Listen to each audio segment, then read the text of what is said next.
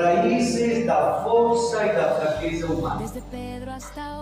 Então, o livro do Gênesis está dividido em dois grandes blocos.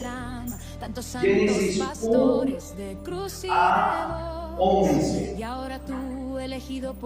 E justamente este Gênesis de 1 a 11 vai nos falar da criação, da relação entre Deus e o ser humano, a relação entre Deus e a natureza, a relação entre nós, seres humanos. Vamos hoje dar uma olhada com a mente muito aberta. Tá certo? Quando a gente tem criança, a gente usa entender, usa referência. Tá certo? Então, isso é importante.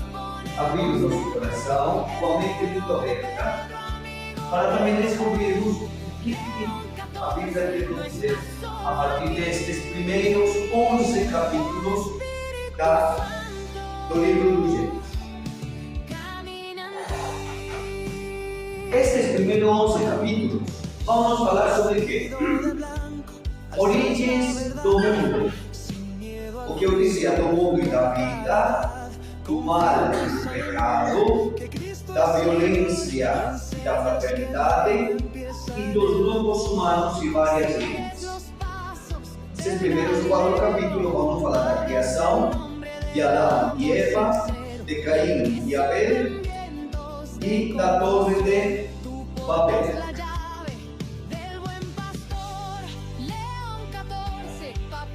O primeiro tema seria a verdade que esconde os símbolos. Muito importante isso. Eu dizia para vocês, os números, a Bíblia aparece muito números. Não é à toa que aparece números. Não é à toa que fala de Adão, mas sim de Adão. Sempre de Adão.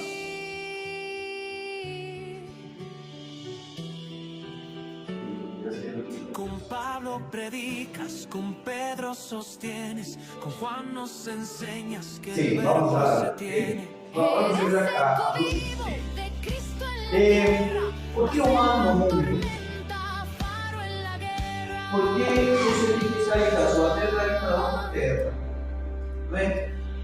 Por que um irmão mata outro irmão? Por que as famílias brigam? Quem criou o mundo? Como foi criado o mundo? Não é? Não esqueçamos que nós não temos a única versão. Certo? Então, nós vemos aí duas figuras. Vamos ver o que os símbolos escondem. Se vocês percebem, do lado esquerdo tem como os índios americanos vem a criação. Depois eu vou ler uma história. E do lado direito, como os povos africanos, vem a criação. São símbolos muito bonitos, não é? E são reais, porque eles querem expressar alguma coisa, não é isso? Quando a gente fala de mitos, já vamos falar do que é o mito. Então, os símbolos. O que são os símbolos? É uma imagem visível, sim, que eu posso ver, que eu posso tocar, que eu posso apalpar e sentir. Esses dias, deixa eu contar uma. Quando foi nomeado o Papa, o dia da eleição, estávamos lá em casa e eu estava olhando muitas bandeiras. E eu falei para o Tadeu, mas põe a bandeira da Colômbia, esta bandeira da Colômbia, entrou umas saudades. Por quê? Porque esse símbolo, que é uma bandeira, representa para o colombiano a nacionalidade. É isso? Quando o moçambicano está fora do país, vai acontecer a mesma coisa. Ou escuta uma música. O símbolo que dá para ver, não é? Representa por trás uma realidade. Não é? Quando você vê a foto da sua namorada, dos seus pais, ele representa, não é? Minha mãe toda a vida fez, como chama isso? Crochê? Crochê? Toda a vida fez umas coisas lindíssimas. No final, a minha mãe tinha Alzheimer. Então, apagou toda a sua memória, né? Mas ela estava fazendo crochê. E ela não saía. Eu estou dando as costas, Mário, deixa eu ficar. Os me dizem onde eu posso ficar para não. E ela só fez um fiozinho, né? Entendeu, né? Uma coisinha dessa que você tem que dar assim. E todo dia ela tirava, fazia, tirava, fazia. Mas ela ficava assim, uma vez perguntando para ela, mãe, o que a senhora está fazendo? Eu estou a fazer um trabalho de crochê para meu filho, pai. Bom, esse fiozinho eu guardo com muito carinho, porque representa muito para mim. Se tornou sacramento também. O símbolo esconde, então, é uma realidade visível, sensível, provoca sentimentos e relações com realidades não visíveis. A bandeira, uma foto, aquela coisa de crochê, e é particular, dependendo da cultura, ele se torna real e temporal. Cada cultura tem seus símbolos, cada cultura tem sua maneira de representar. Não esqueça, são imagens visíveis que expressam uma realidade. Então, como podemos nos aproximar do Gênesis 1 a 11, tendo presente esta questão dos símbolos? O mito é uma realidade, é uma história que por trás dela quer expressar uma realidade. Não é falsa, mas que expressa uma realidade. Na minha terra nós temos um ditado que diz: as bruxas, não acreditamos nas bruxas, mas que tem bruxas tem. Então, na ideia nossa é que pegar uma vassoura e vai embora pelos ares. É um mito que não é real, mas expressa uma realidade.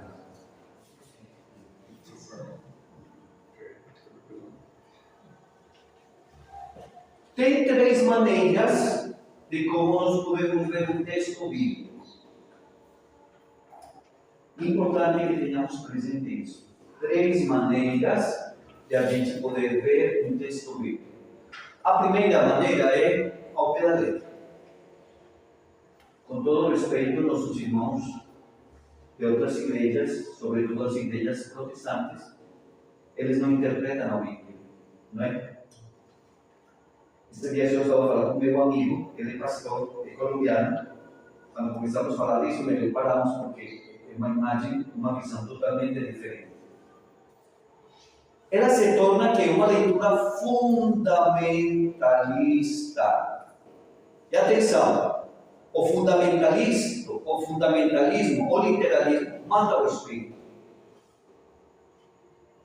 Por exemplo, na Bíblia diz que não pode comer carne de porco. Você come porco? Então, na Bíblia diz que não pode comer. Então, como fica isso? Não é isso? Na Bíblia diz, mãe, que se seu olho é ocasião de pecado, tem que tirar o olho. Está escrito lá. Então, por que a senhora não tirou o olho ainda?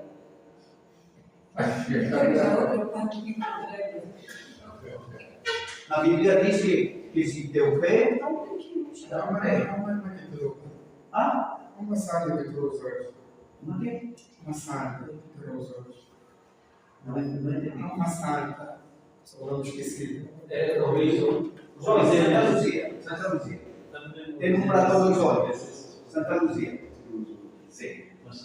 Ah, não, ela não tem os olhos, não, será a padroeira dos olhos.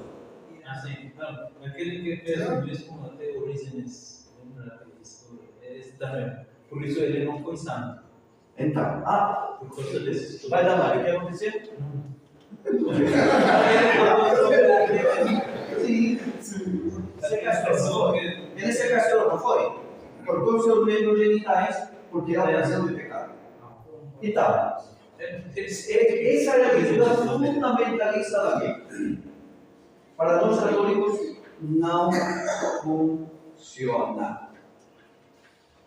Interpretam os primeiros 11 livros da Bíblia como livros históricos. Quer dizer, acontecer. Sem interpretar. O pecado está aí. Não é? Aconteceu em 7 dias, Deus fez o mundo e acabou. 7 dias. Não é? Mas foi assim mesmo, não é? Surgem perguntas sem respostas. Por exemplo, quantos filhos tiveram a Daniel? O que diz a Bíblia? Quantos filhos tiveram? Caim e Abel, só 2. Sim. Não, mas isso depois. Mas no texto da criação, eles tiveram mais filhos, mas no texto da criação só aparece Caim e Abel. Não é? 2 homens. Como eles se reproduziram? Será que eles teve relações sexuais com a mãe? Essa pergunta pode surgir. Se Adão e Eva depois vieram, mas no texto da criação só fala que foram 2 homens. E de onde vieram então os filhos? Surgem perguntas como a criação. No livro de Gênesis aparecem 2 versões diferentes da criação. Então qual é a verdadeira? É a primeira ou é a segunda? Se a gente não entende e não interpreta, a gente vai ficar confuso. Porque a gente vai fazer uma leitura fundamentalista da Bíblia. Estamos juntos? Sim.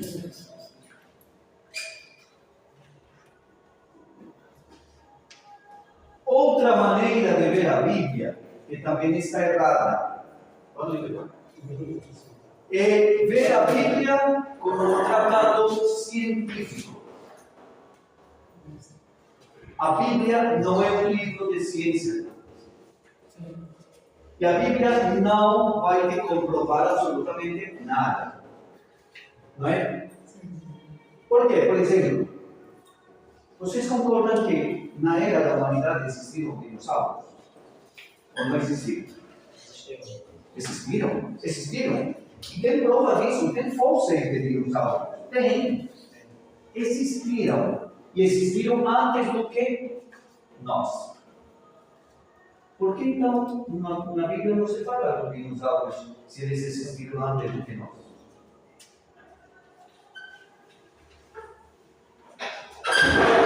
A Bíblia, atenção, não quer explicar uma questão científica da criação. Porque na Bíblia se diz que Deus criou uma criação imediata. A ciência diz, foi evolução. Foi um processo. Às vezes pensamos que Deus fez isso, e fez. A ciência vai nos dizer, mais ou menos, esse processo se deu durante quanto tempo? Milhões de anos. Não é? Milhões de anos. Então, a Bíblia não nos fornece dados científicos. Por exemplo, depois nós vamos olhar. Por que os povos são diferentes? Por que se fala tantas línguas? Não é? Então, a Bíblia vai dizer que teve a Torre de Babel e então Deus os dispersou e começaram a falar línguas, não é isso? Línguas diferentes. Mas se você perguntar para um antropólogo, um historiador ou um arqueólogo, eles vão nos explicar como as línguas se formaram. Certo? Não é, atenção, a pergunta é o que está por trás disso E não esqueçam que a Bíblia é a experiência de fé de um povo. Então, não é para pegar ao pé da letra, não dá certo. Não é para ter como um livro científico, mas o que é então? Como deveríamos tratar? Estes primeiros 11 capítulos, símbolos, poesias, história. Algumas coisas aconteceram, outras coisas não aconteceram. Ninguém estava lá para dizer, não é? É uma questão de fé. Você lembra, depois da consagração, o que o padre disse? Depois de uma consagração na missa? Lembra? O que falou? Pode falar, irmã. Eis o mistério da fé. Com essa fé, nós temos que olhar também na Bíblia. Não é? Por isso, vamos tentar entender. Então, símbolos, poesias, história. Esta deveria ser a leitura correta. Os sábios de Israel transmitem a sua mensagem através de símbolos, poesias, imagens da sua cultura, do dia a dia. Depois, não devemos ficar na imagem, mas sim o que ela significa. Por exemplo,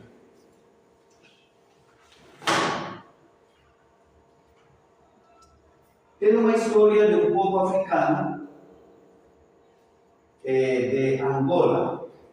Diz assim: em Daomé, o mito da criação conta uma dupla inusitada, a serpente eterna. A serpente eterna chama-se Aido Uelo e sua esposa Mau criaram tudo o que existe. Povo africano. Juntas, as entidades perambulavam pelo universo e no início de tudo formaram a Terra. Rastejando sobre o planeta, a serpente criou o contorno dos continentes, os vales e os rios. Ao fim da criação, entretanto, Mau percebeu que com tantos metais humanos, plantas e animais, o mundo poderia afundar na eternidade. Como solução, a deusa criadora pediu que seu esposo segurasse a terra com o próprio corpo. Dessa forma, até hoje, somos sustentados por uma enorme serpente.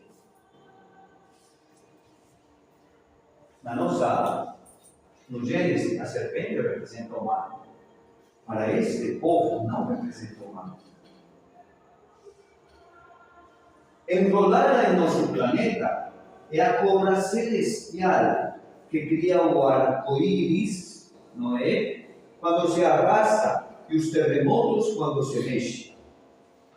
Reza a lenda que num futuro distante, quando Deus cobra morder seu próprio rabo, o mundo deverá afundar na eternidade, dando início ao fim dos séculos. Isso está certo ou errado?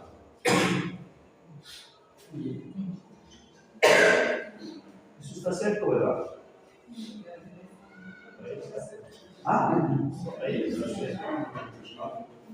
Vai. Claro, é a experiência desse povo. Claro, e percebam que os povos africanos não são cristãos, não é? Se tornaram cristãos. Quando chegou a igreja com o evangelho, eles se tornaram cristãos, essas crenças são muitas. Como os nossos indígenas lá da América contam. Os indígenas maias contam que o princípio Cucumats, que é pai e mãe da humanidade, fez o homem de barro. Parece com a nossa?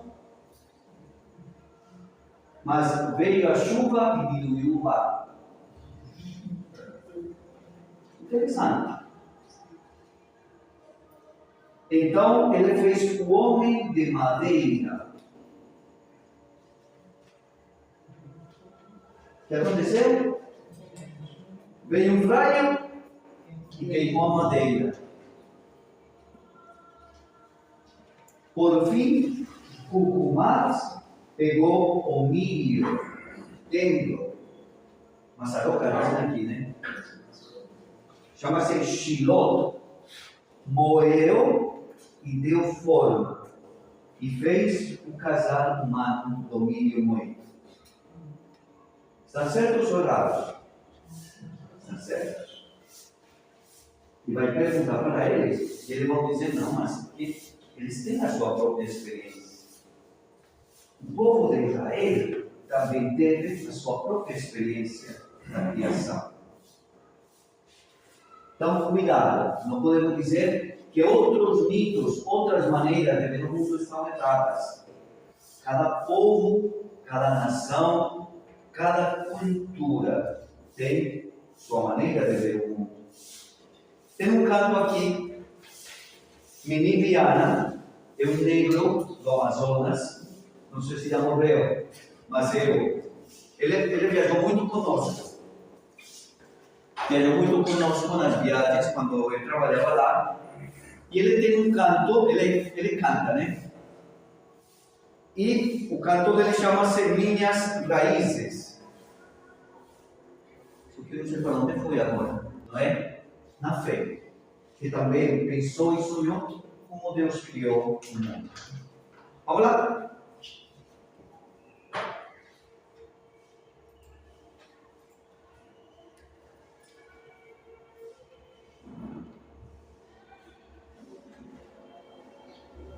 Estes 11 capítulos é uma história de 600 anos que foi escrito.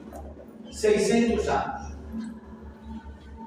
Para compreender a sua mensagem, devemos saber como vivia o povo de Israel. Em que ano foi escrito, onde foi escrito, quem e para quem foi escrito, que problemas o povo está enfrentando. Contexto histórico. Não esqueçam que eu falava para vocês que texto sem contexto vira pretexto.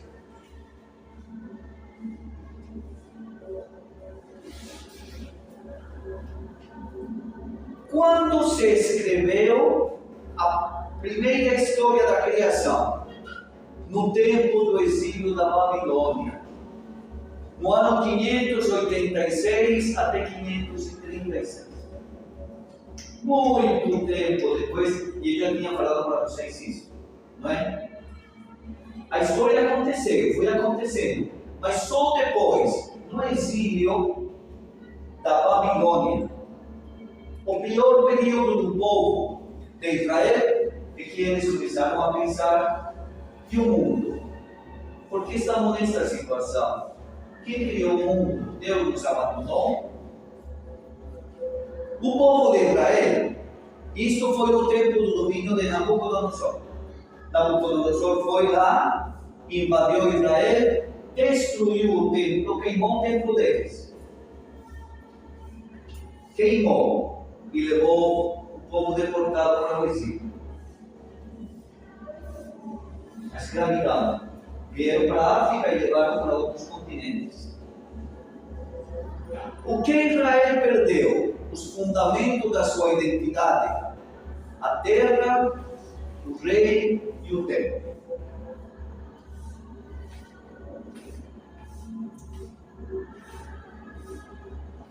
Os exilados sentem que Deus os abandonou.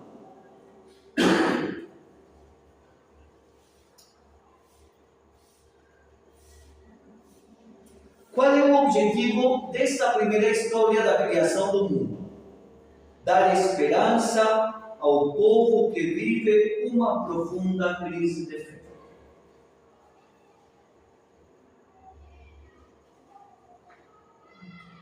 Não esqueçam, lá no exílio eles vão pensar, nós nesta situação, então, cadê Deus? E começar a se perguntar, então, se o mundo foi bonito o que ele fez, por que nós estamos nesta situação?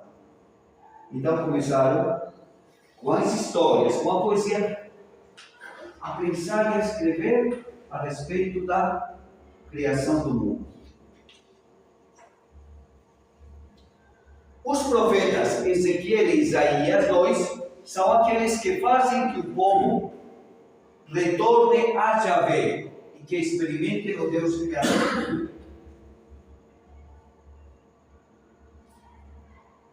No momento do desânimo, da descrença, o profeta diz, não, vamos voltar a acreditar. Nós estamos aqui, mas vamos pensar como Deus desde o início fez o mundo. Não é? Isso faz você acreditar. Porque se você está numa crise, você está numa desesperação e você está deprimido e se deprime mais, não vai dar certo. Sempre tem alguém que diz, vamos, não é? Levanta. É isso que o povo estava a viver. Sem terra, sem rei, sem templo. Um lindo poema para Deus, não é? Um lindo poema para Deus. Deus criou o mundo? Sim, sim. Não tem dúvida nenhuma. A ciência te explica em quantos milhões o mundo foi evoluindo. Mas quem foi que criou? Deus. A ciência reconhece isso. Foi Deus. Não é? Mas a maneira deles contarem a história é para, não esqueçam, para reavivar a fé e a esperança em Yahvé que eles já tinham perdido. O que significa o número 7? Para perfeição, totalidade, plenitude. O número de Deus na Bíblia é o 7. Perfeição, totalidade, plenitude. É um número perfeito. Então, eles pensaram, bom, se Deus criou o mundo e o mundo é perfeito, vamos colocar em 7 dias.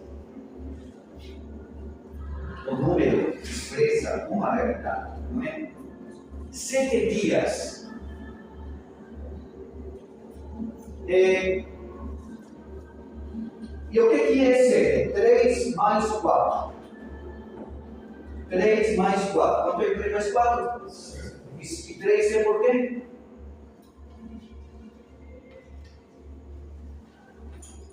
O 3 é a Trindade, Pai, Filho e Espírito Santo, que criam. Desde o início eles são criadores.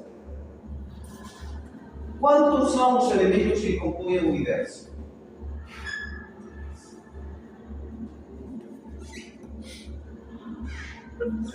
4. Quais são? Terra, fogo, ar e água. A Trindade, que é Deus, que é perfeito, cria um universo perfeito. 4. A Trindade cria a terra, ar, fogo e água. O perfeito criou um mundo perfeito. Assim eles estavam a imaginar. E que assim aconteceu. E por que 7? Porque 7 é o número de Deus. Outra coisa,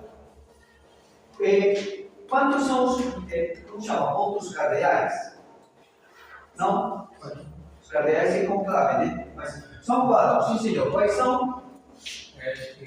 Oeste, sul, Norte e sul. Quais são?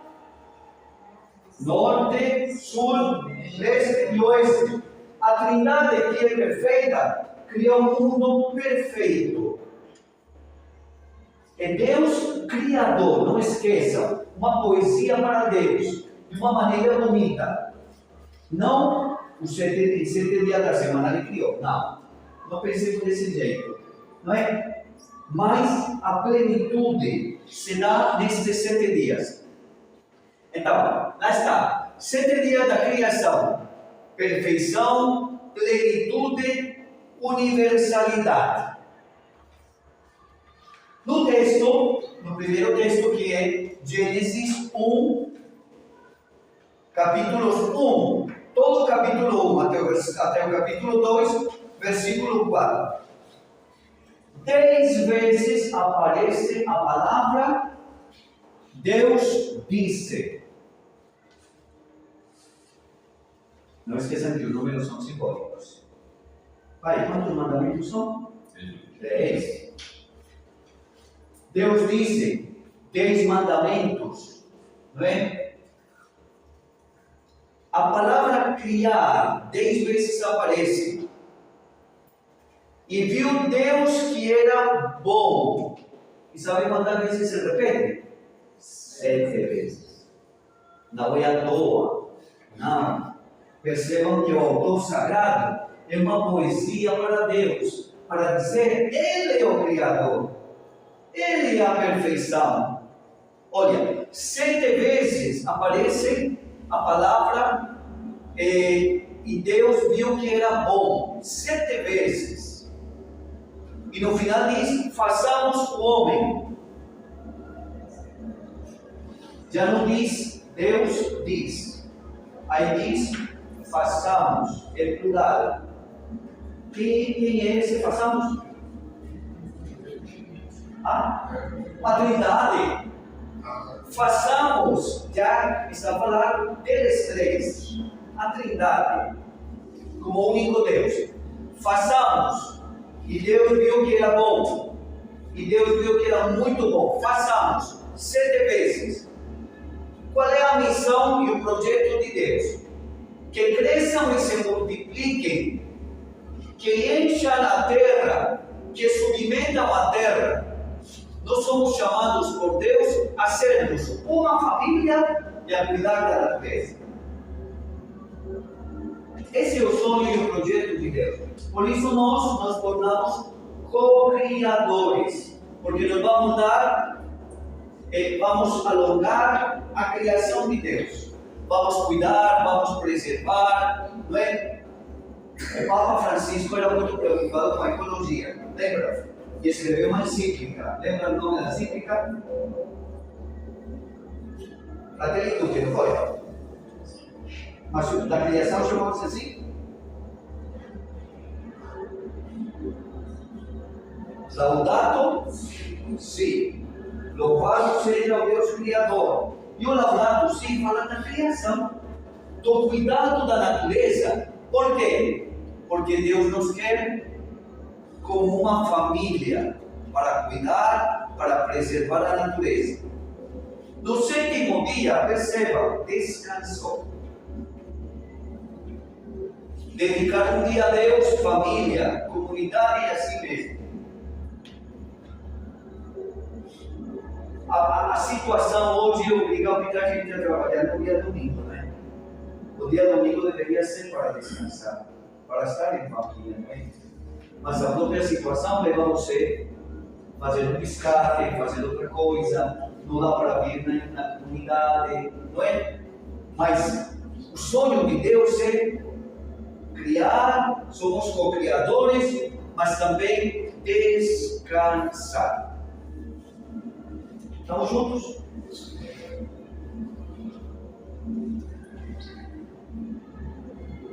Essa imagem eu encontrei em espanhol, então não se preocupe. Não é que seja mal escrito, está em espanhol. Está dia por dia. Como Deus, no centro diz, Deus disse. Lá bem no centro. E Deus disse, não é? Então, o primeiro dia, dia e noite. O segundo dia, o céu. Eu tiro os óculos e não enxergo. Com óculos, pior ainda. O que está escrito aqui? Deixa eu chegar mais perto. Não, deixa eu ficar aqui. Tá. Então, primeiro dia, que se faça luz, dia e noite. Segundo dia, o firmamento, o céu. O terceiro dia, a terra e o mar.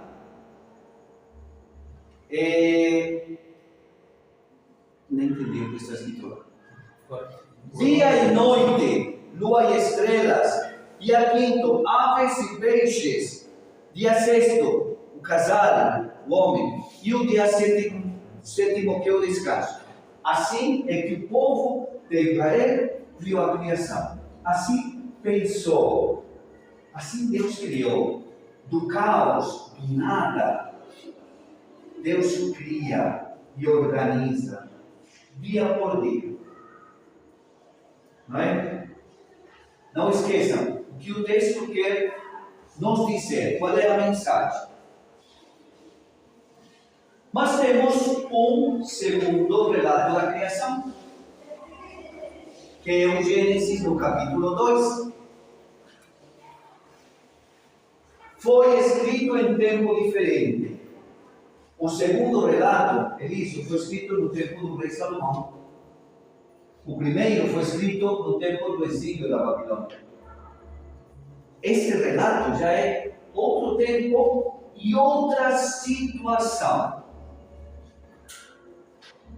Já este foi no ano 971, 931. O anterior foi no ano 587, mais ou menos, que foi o exílio da Babilônia. Não esqueça, outro tempo, outra situação. Qual é o objetivo, então, desta visão da criação? A criação da humanidade. Narrar o projeto original de Deus. É uma história das origens do mundo e da humanidade. Procura uma resposta ao porquê e o para quê da vida e das coisas. Esse é o fundamental e o centro da Bíblia. Por isso não é um tratado científico. O porquê e o para quê da nossa vida, da nossa existência. Então, lá naquele desenho embaixo, então, Deus cria o ser humano para estar em equilíbrio e em harmonia com a natureza e com a comunidade, com os seres humanos. Esse é o projeto do segundo texto.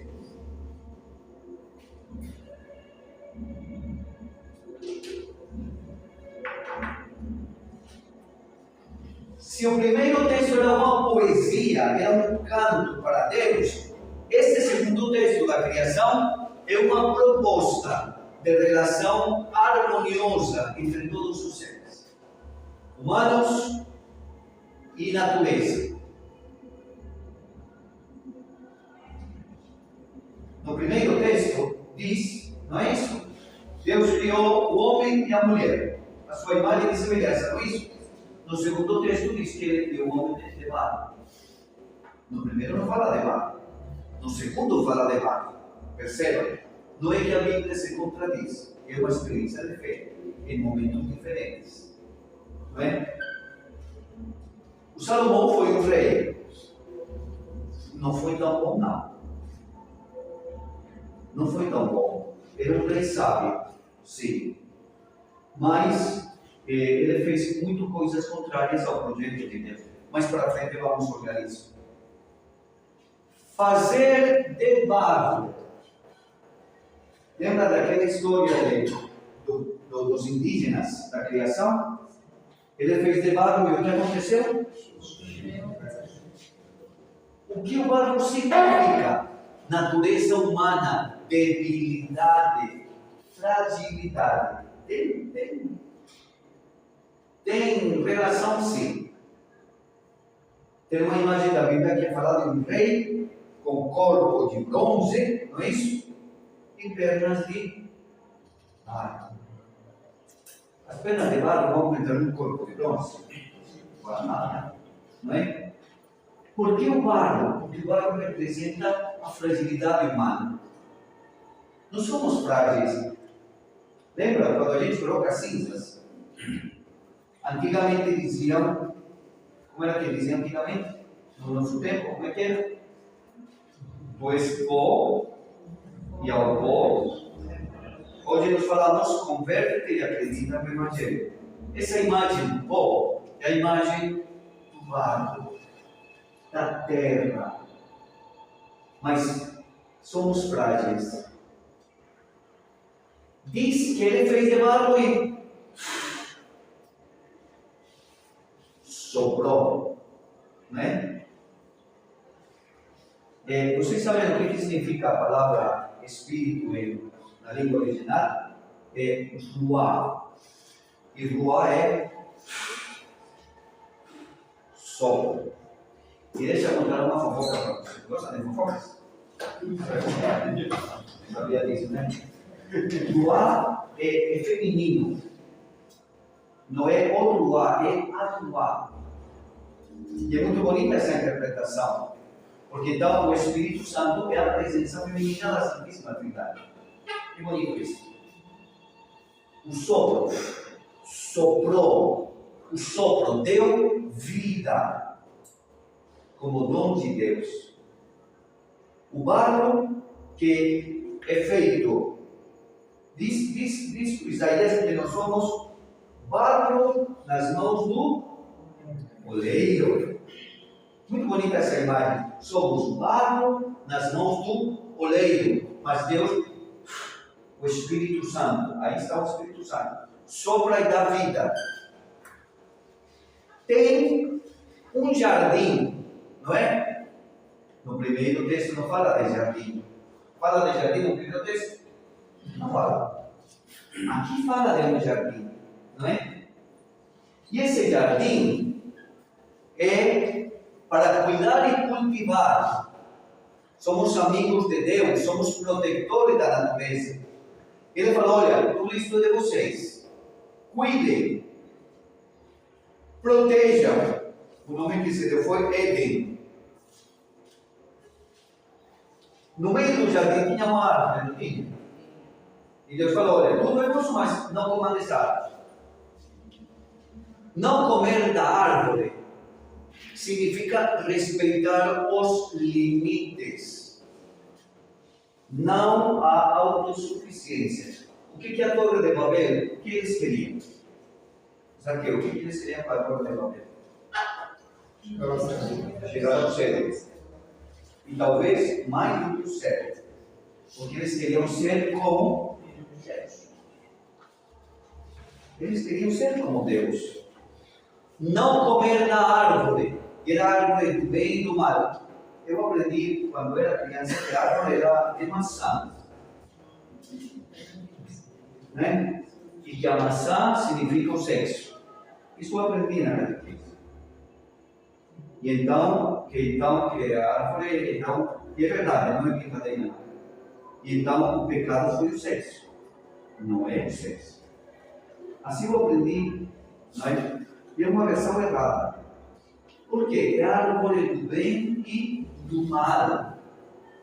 É a árvore do conhecimento. Mas o que ele nos quer dizer? Deus coloca limites. Não é? Ele é Deus. Não há autossuficiência. E continua a dizer: não é bom que o homem esteja só. Ainda não fez a mulher.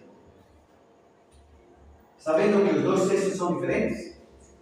No primeiro criou o homem e a mulher.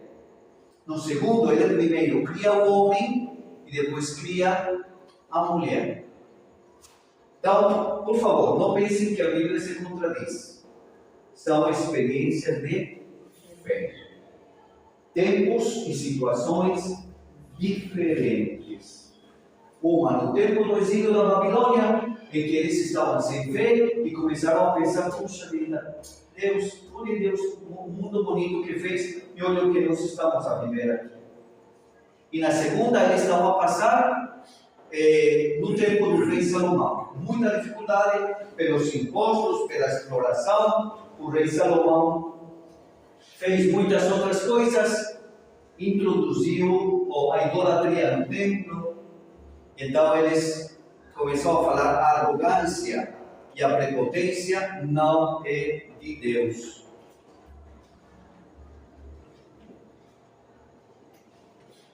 Dar nome O nome representa a identidade.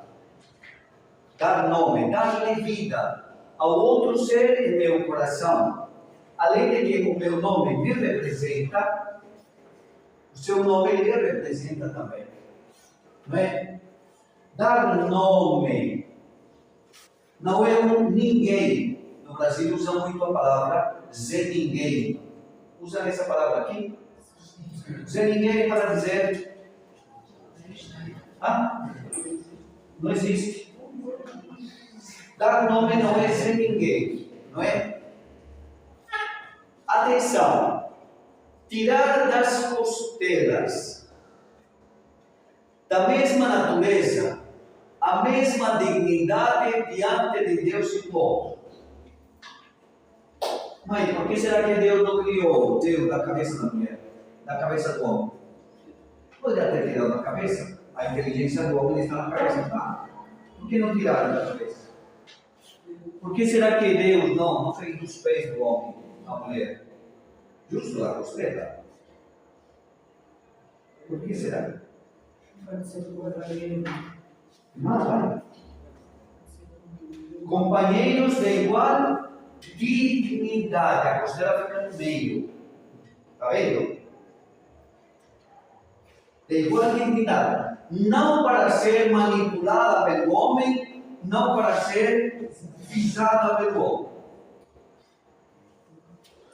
E tanto que ele diz: esta é osso dos meus ossos e carne da minha carne, feito de carne.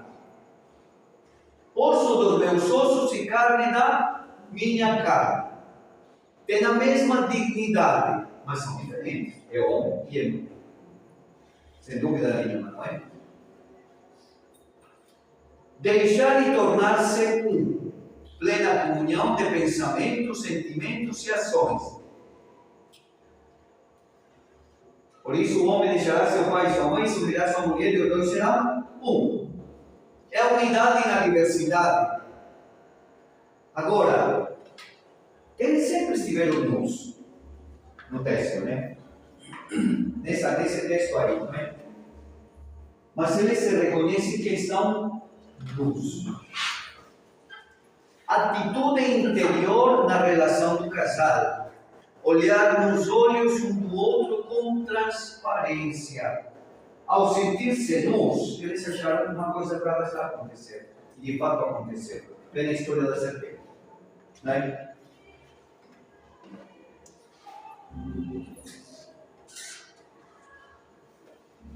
Lembra daquele círculo da criação? O primeiro, né? Este é o segundo.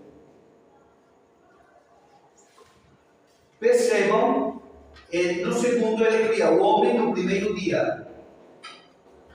No primeiro texto foi no sexto dia. Aqui no primeiro dia que ele faz o homem do mar, né? Depois cria a natureza e por último ele cria a mulher. Primeiro é nada, terra vazia e seca, depois faz o homem de barro, depois cria o jardim, o paraíso, as árvores, os animais, e depois a mulher, osso dos meus ossos e carne da minha carne.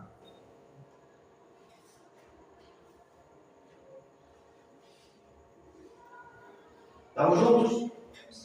Não são textos contraditórios, são textos complementares.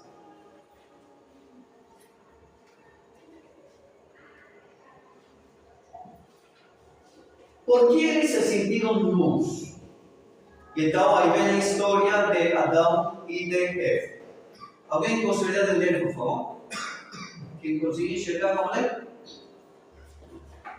Esta história foi escrita à luz dos acontecimentos que o povo viveu com o rei Salomão. É o mesmo tempo do texto da criação, do segundo texto. O rei Salomão, do ano 1971 a 931. Podem continuar. Adotou um modelo político e econômico do Egito. Das coisas erradas de Salomão. Adotou o modelo econômico e político do Egito. O que mais fez? Impôs grandes impostos ao povo para construir o templo, as muralhas e o palácio. Impôs grandes impostos, o rei Salomão, o rei sábio. Né? Atenção, para construir o templo, as muralhas e o palácio.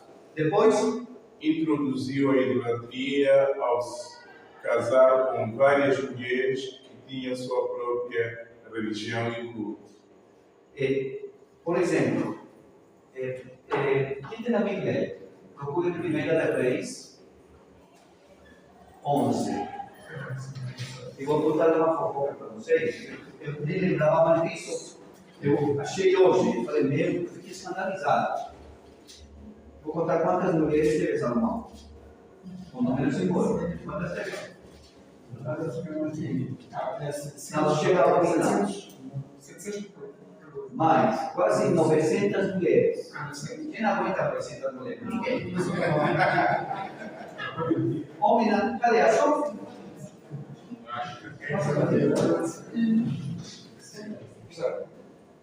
Olha o que diz.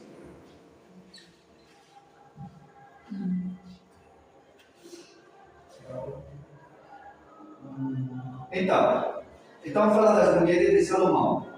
Salomão pecador, diz a Bíblia. A idolatria é fonte de corrupção. Aquele velho era contente, porque imaginem o que diziam assim. Teve 700 esposas de sangue e 300 concubinas. Imaginem que mulheres. Só que na Bíblia o número 1000 é dado para Deus também, né?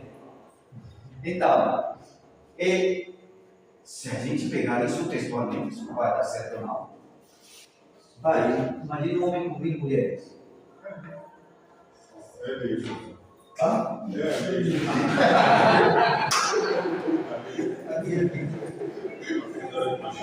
Então, introduziu para dizer a idolatria no templo, porque eram mulheres de diferentes tribos, de diferentes religiões, e então ele introduziu a idolatria no templo. O rei Salomão, o rei sábio, ao se casar com várias mulheres que tinham sua própria religião e culto. Vai lá, Saqueu.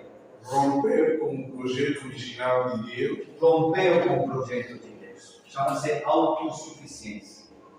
Lembra? Falamos anteriormente. Foi autossuficiente. E ele mesmo rompeu com o projeto de Deus. E o último? É como se o bem e o mal, a justiça e a injustiça, a tristeza e a alegria, a vida e a morte tivessem que estar sempre juntos. Como se todas estivessem no mesmo pacote. Tem que existir a justiça e a injustiça, a tristeza e a alegria, a vida e a morte. Essa era também a situação do povo, com tantos impostos, na escravidão também, para construir o templo, as muralhas e o palácio do rei. Estamos a falar do relato de Adão e Eva, para entender qual é a mensagem que ele nos dá. Outra pessoa que leia, por favor.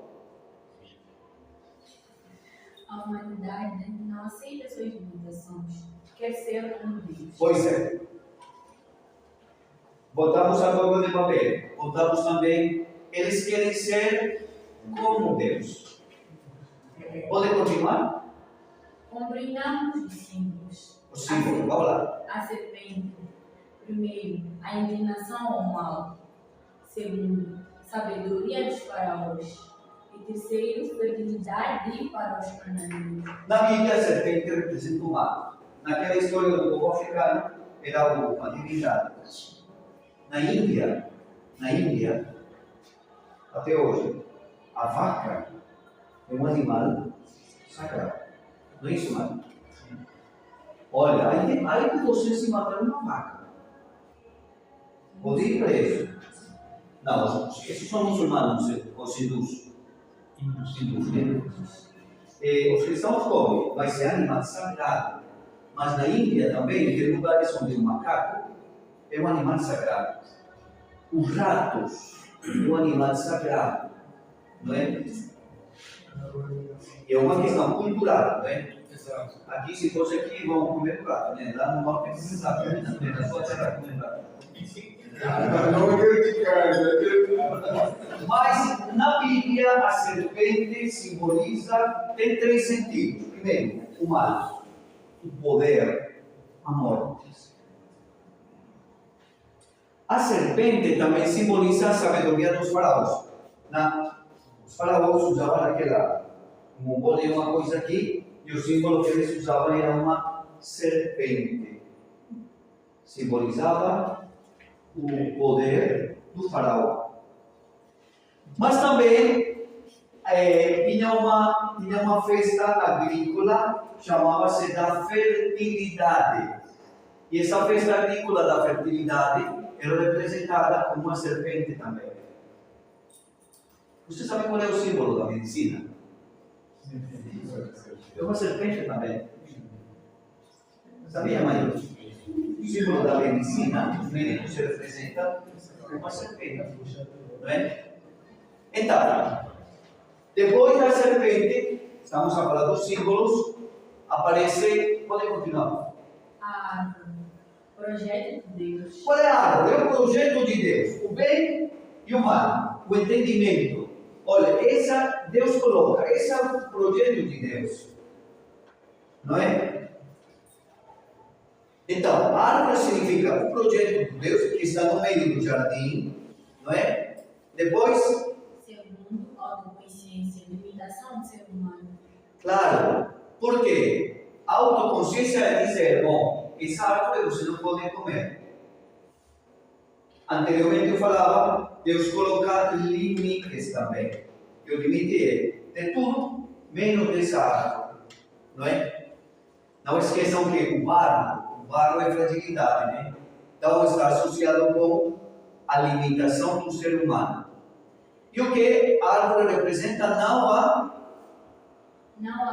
autossuficiência.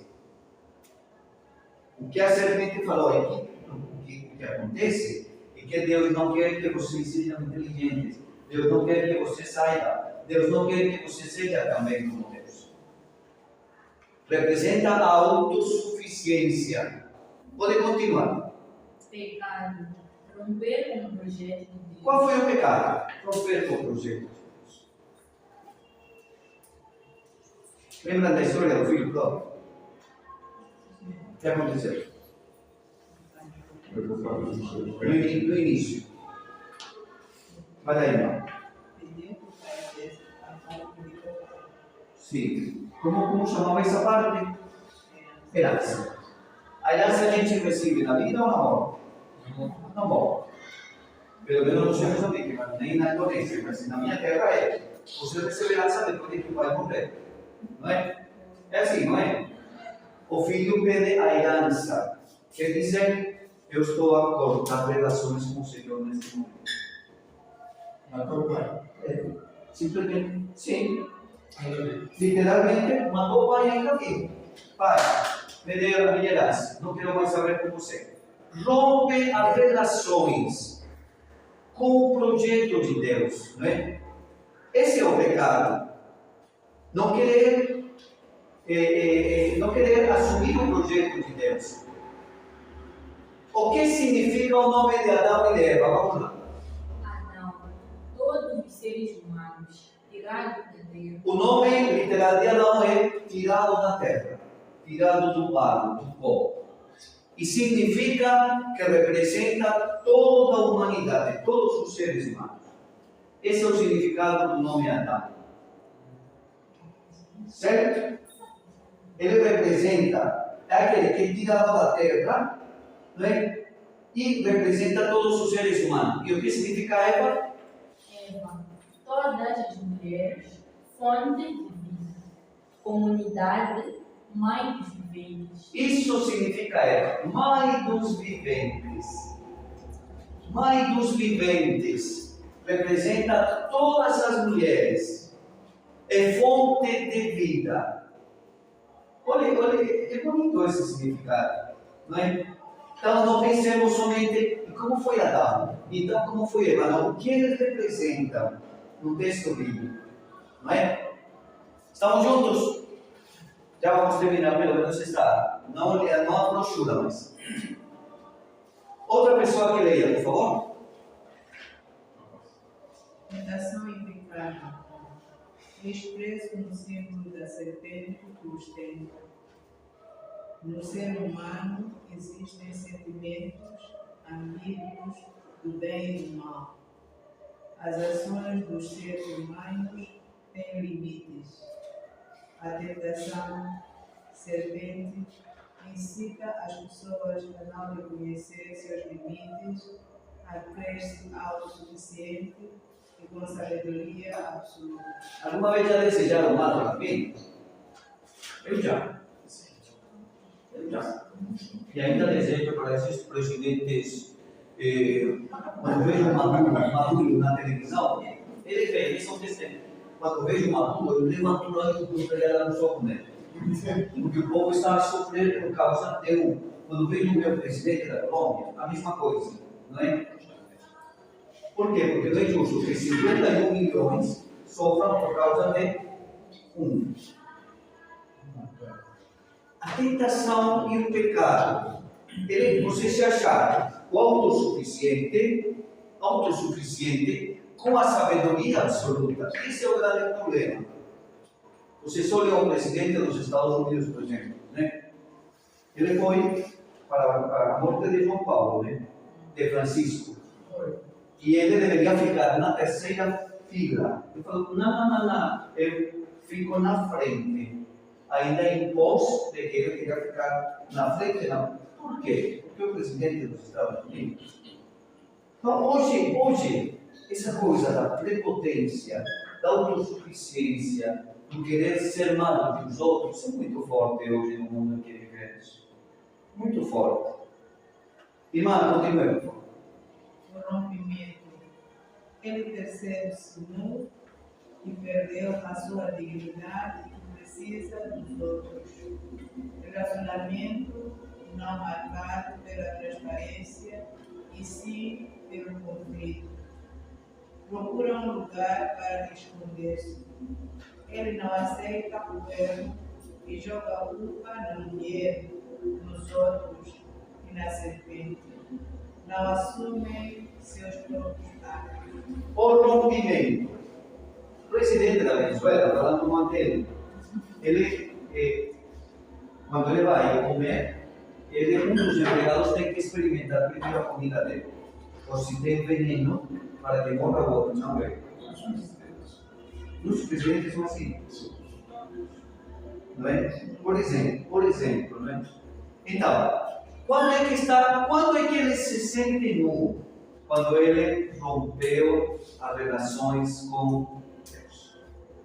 Quando ele rompeu a relação com o projeto de Deus. Ele se sente nu, não é? Porque ele sabe que está errado. Só que ele não aceita o erro e jogou a culpa em quem? Na mulher.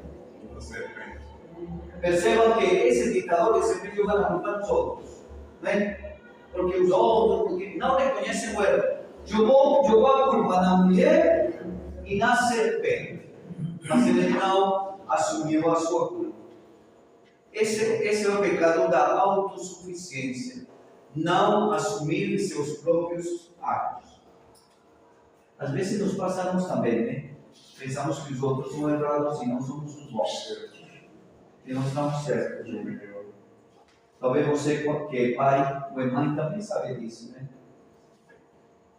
Às vezes custa aos pais pedirem desculpas aos filhos.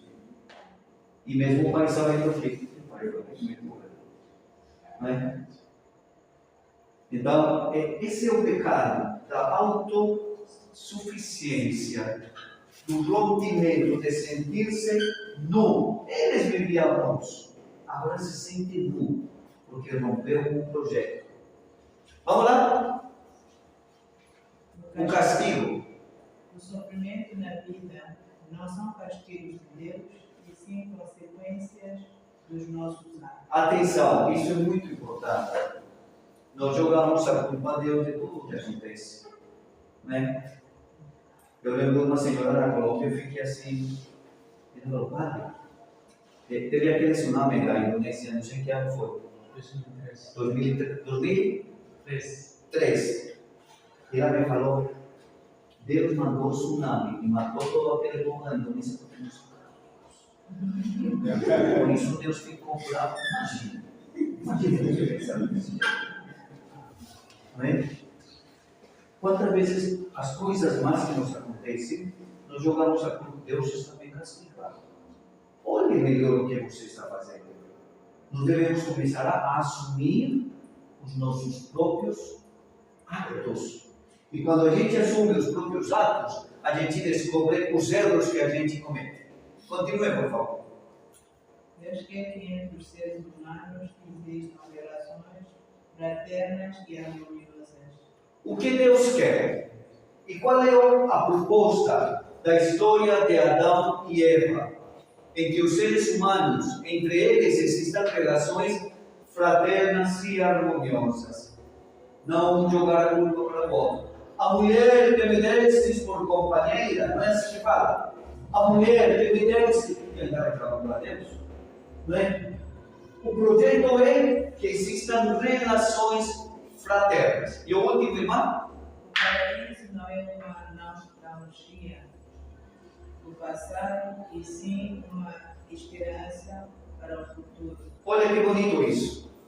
O povo, quando saiu da escravidão, tinha saudade da cebola que comia lá no... Não era isso? Porque quando desceu o maná do céu, né? O pão do céu, ele não durava de um dia para outro, estragava, né? E reclamou todo dia a mesma coisa. Estávamos melhor na escravidão. O paraíso não é nostalgia do passado, mas sim uma esperança.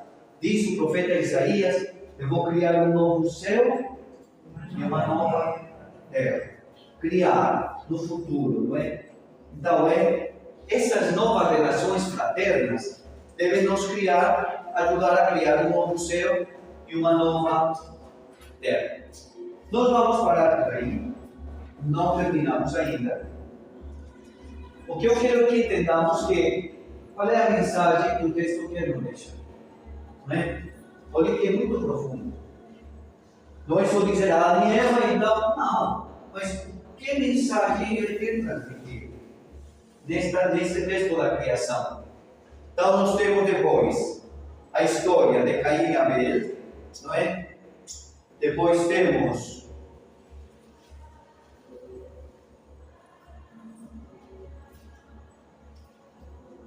as genealogias, não é? Isso nos capítulos, a identidade dos povos, o dilúvio,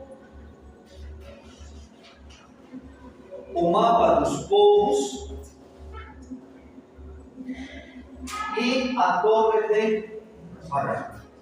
Com isso, na próxima semana nós terminamos os capítulos de 1 a 11. Não esqueçam, não é um estudo científico, não devemos assumir ao pé da letra, mas sim o que essa simbologia, o que essa poesia quer nos transmitir. Tá certo? Glória ao Pai, ao Filho e ao Espírito Santo. Glória ao Filho e ao Espírito Santo.